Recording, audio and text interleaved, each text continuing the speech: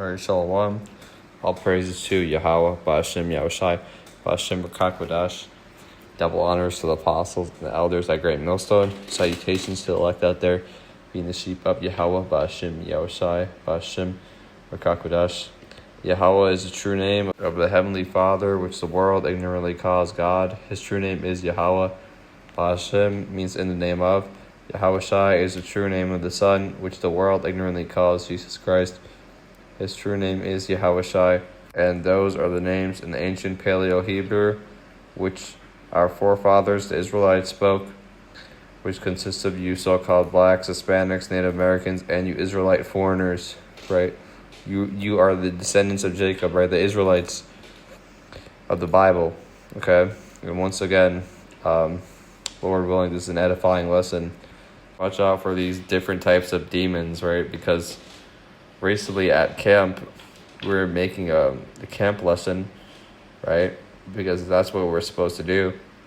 And this dude, I don't know what his intention was, but he basically comes up to our camp. And at first, we thought it was just a regular dude just running, because usually people near a camp spot, they tend to run around and stuff and run past you or walk past you or whatever. But this dude he comes up to our camp and starts stretching, right? And then comes in front of us on the pole. We doesn't really think anything of it. Like, yeah, he was a bit close, right?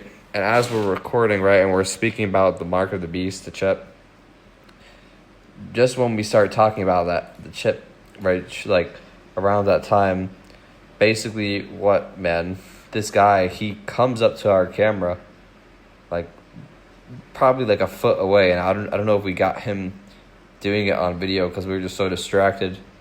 I should have turned the camera away, but basically he comes up to the camera and like maybe like a foot or two away and puts his leg and starts stretching his whole leg, man, his whole entire leg. And it's just extremely just distracting, and you gotta watch out for these demons, man, right?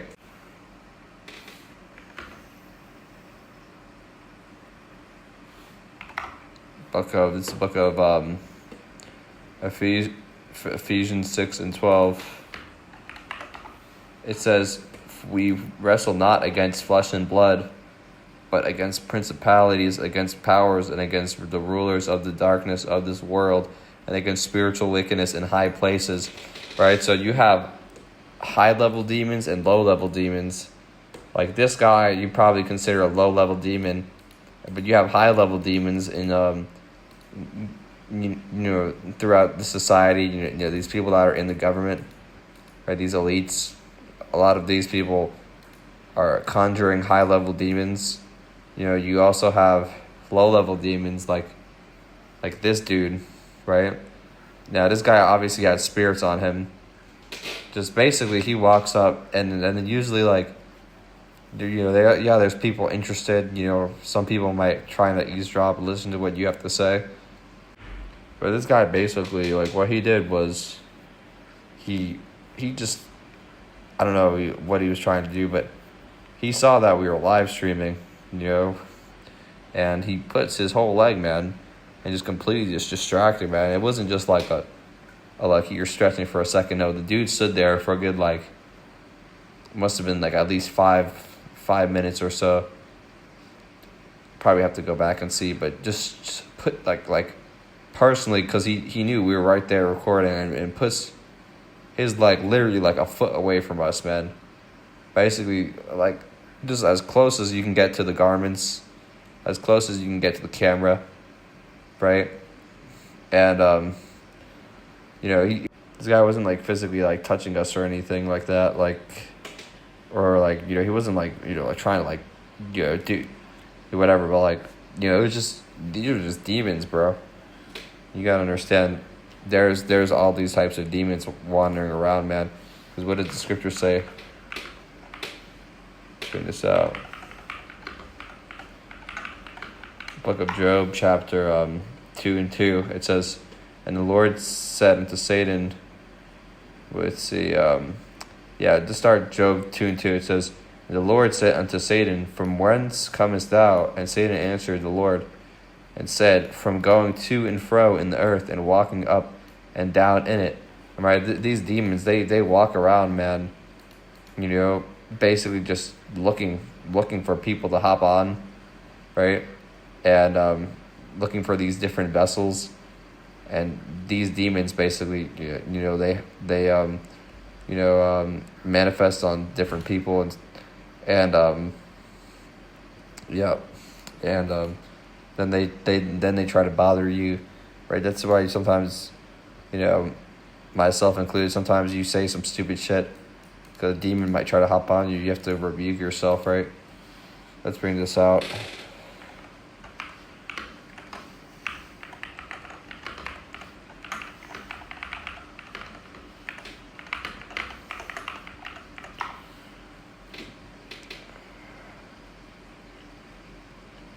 First Peter 5:8. It's lucky it just tabbed out. First Peter 5:8 KJV. It says, Be sober and be vigilant, because your adversary, the devil, as a roaring lion, walketh about, seeking whom he may devour. Another thing is, these people, they basically walk around, they try to look for people to start fights with, or they might try to try to will walk around trying to provoke, you know what I'm saying? And they're constantly doing it to where, they you have all this space, man, it's like this dude was like looking for us to say something, because they look at us, these people, a lot of them, they look at us as crazy. They look at us as some sort of joke, right? Some laughing stock. And sometimes they want to start more attention and problems than they need to. And that's when you have to basically be patient, right? Because these people, man, they're looking, their lives are so boring. They can't live without chaos in their boring ass, fucking pathetic ass life. So they look to start fights with people. And ultimately, if these people are, it's very bad for them, man, because, while we're doing camp, trying to edify our what's the word, man? Our viewers, right? Try to edify the elect. This dude is over here trying to, you basically muzzle, how do I say this? Muzzle the ox. Okay, he's trying to muzzle the ox. Basically, when you're trying to muzzle the ox, you're basically trying to prevent the Lord's men from speaking, right? 1 Corinthians 9:9. For it is written in the law of Moses, Thou shalt not muzzle the mouth of the ox that treadeth the corn. Doth Yahweh take care for oxen? Right? So you should not try to basically interfere with when the men of the Lord are speaking. You should not try to interfere with what they're saying. Don't try to interrupt them. And this is something I've learned too, because sometimes when I'm making videos and lessons, sometimes you get too impatient, and then you try to you might bring something out too early, and the brother's still speaking, and then you have to evaluate yourself. You know what I'm saying? Where you have to basically close your mouth for a bit. You have to shut up and listen, because that brother's still not finished speaking. You have to basically wait, and you have to learn how to be patient, right? Because a brother's trying to bring something out, and then you basically cut him off, right? They could be trying to bring out a certain point, and they haven't finished their point, right? And there's certain precepts you have to bring out, so if you don't want to forget them, but you have to be able to, first of all, wait. But this, what's thinking about this dude, right? Not to go too off topic. This guy, he basically interrupting our lesson, man, because and he knew we were making a video and doing something important, right? And I guarantee if these people went up to They wouldn't do this to a Catholic church or a goddamn Christian church, right? Because they see these priests and stuff. They wouldn't go up to the priest and put their foot on where a priest, one of these, loser ass Catholic priests, preaches. They'll give them all the respect in the world, right? And those people are false prophets. But when it comes to the men of the Lord, no, these people, they fucking scoff. Okay, they scoff at us, man. The Lord's servants, they scoff at us. Try to basically, muzzling the ox. Trying to stop us from doing our work. Okay, let's bring this out. There's other instances as well. These people, they'll honk their car and then roll their window down and then try to talk to you, and then in their hand, they're hiding their phone like you don't notice. They're hiding their phone, man. And trying to record you, try to get you to say something, trying to record you for their TikToks or to share online. Just, man, fuck these people. The Lord is gonna fucking destroy them. This is Luke 17:2. It says, if it were better for him that a millstone were hanged about his neck, and he cast it into the sea, that he should offend one of these little ones. This guy, man, it's these people that interrupt the men of the Lord, offend the men of the Lord, bro. It is better for them, man, to jump to the ocean, the fucking millstone on their neck, because if these people are not sincere, they're not listening sincerely, and they're scoffing. Right, you had that one dude that he flipped off the camp, the DC camp, the Great Millstone DC camp.